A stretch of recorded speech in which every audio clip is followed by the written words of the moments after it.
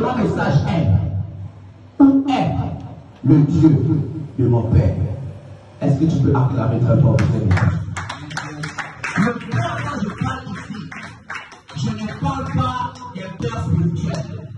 Je retourne très loin en arrière. Lorsque le Dieu des dieux a tissé alliance avec Abraham. Dieu est créateur de tout le monde, mais il n'est pas le Dieu de tout le monde. Est-ce que quelqu'un comprend ce que je viens de dire? On va prendre le livre de Genèse, chapitre 17, verset 7. Dieu a parlé à Abraham.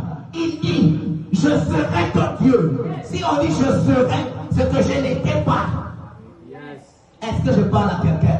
Mais si Dieu créateur n'était pas le Dieu d'Abraham, qui était le Dieu d'Abraham? Est-ce que quelqu'un comprend ce que je viens de dire? On doit rétisser alliance avec le Dieu de notre père Abraham.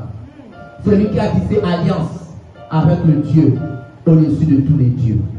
Celui qui a tissé alliance avec le lion de la tribu de Juda. Est-ce que je parle à quelqu'un? Il y a une langue physique et il y a une langue spirituelle. Est-ce que je parle à quelqu'un? Voici pourquoi l'alliance, elle est aussi physique et elle est aussi spirituelle. Est-ce que je parle à quelqu'un? La Bible, on ne la lit pas de manière physique.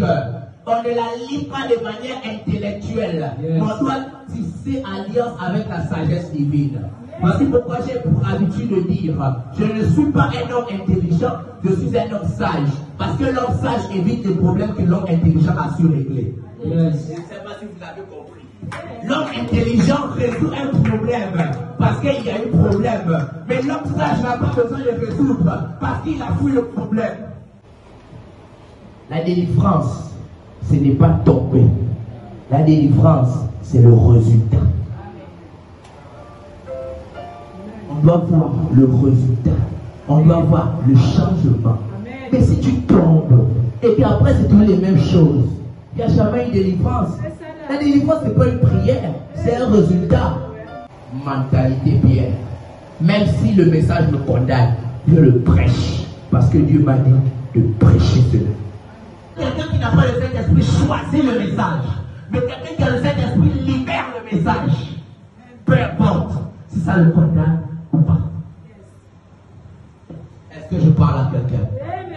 Ce qui appelle la dimension de l'élévation, c'est le rejet. En réalité, Dieu n'élève pas un homme que tous les hommes ont accepté.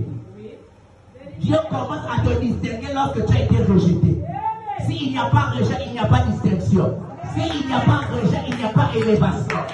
Je suis étonné lorsque les chrétiens se plaignent, lorsqu'ils sont chassés. Mais tu es censé être content. Parce que si les hommes commencent à te rejeter, c'est qu'il y a un Dieu qui a été accepté.